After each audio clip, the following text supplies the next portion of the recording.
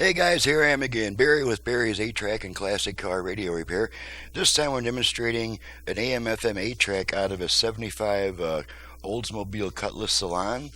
This comes from Paul in Long Beach, California, but it's going to John in Cary, Illinois, because the car was sold while the radio was in my shop. So that's not too uncommon. Guys send their radios in to increase the value of their car and all that cool stuff. So this customer has requested just the basic modern internal conversion to get everything working again.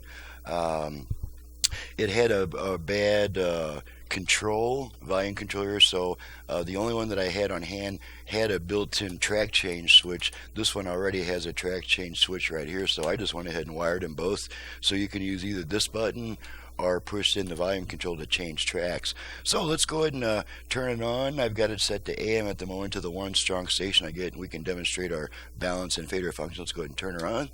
What's playing now at your local cinema?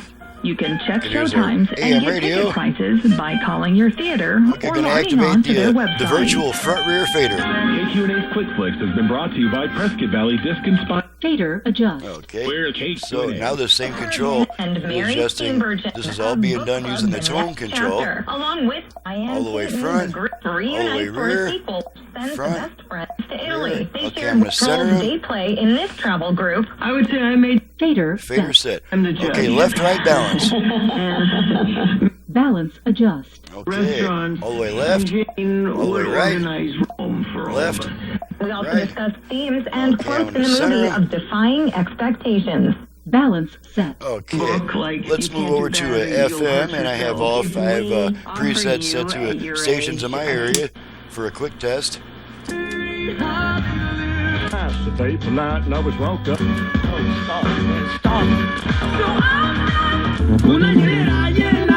Alrighty, let's try the 8-track.